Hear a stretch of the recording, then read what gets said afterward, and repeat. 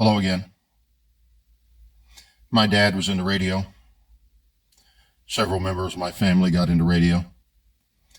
My brother had a general class ham license. I watched him hook wires up to an old set of bed springs laying against the wall inside the house and talk to somebody from Illinois to Hawaii off those bed springs as an antenna. Yeah, that's know-how. Like I said, my brother was a general class. Well, I had some knowledge from being around that for all of my childhood life. But I read the books and stuff, and I went and I got my Technician Plus license, and I became a ham operator. Now, I was one step below in rank where my brother George was as a general class, but I was nowhere near his knowledge and experience. My cousin Ray, all he ever had was a novice class. So I was actually one step ahead in rank of him. But I would never presume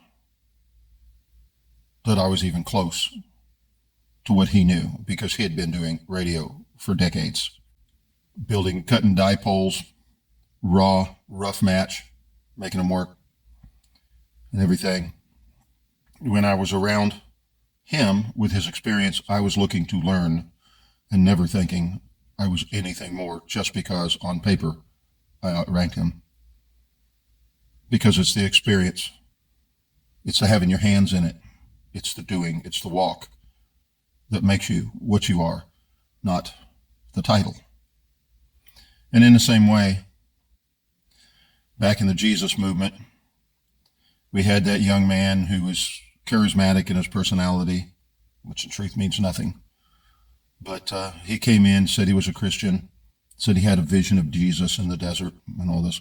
So I put him up on stage to teach other people to be a leader. It wasn't long in all the problems in his life that he had never addressed, because he hasn't been called a Christian very long. And you really can't, somebody says they're a Christian, well, you can't know that's true or not till you've watched them walk for 5 or 10 years. His homosexuality started coming out, and he kept falling back into it and falling back into it. He ended up dying that way. Well, Greg Laurie got taken and put on stage in the same way. I watched an interview with him years ago talking about he didn't know what to do, and he had to study so he would know what to teach and what to preach. Really? You know, it got to in ham license world, to get your novice class, you had to be able to do so many words a minute in Morse code. And then if you wanted to get your general class, you had to do so many more words a minute. And then what you would do is you'd get your novice class and you would be on the radio and you'd be doing things and you'd be building your radios and stuff. You'd be getting experience. And then you get your general class, and now you can do code at more words per minute. And then you stay there and you work that for years. And then you go get your extra class, which is 20 words per minute and a lot more technical stuff. But you've got experience. You know what you're talking about. They eliminated the code so somebody can walk in the door with no experience on the radio at all, no experience building antennas out of stuff laying around. And you can just take the test and pass it and walk out with a extra class, and everybody thinks you're a somebody now.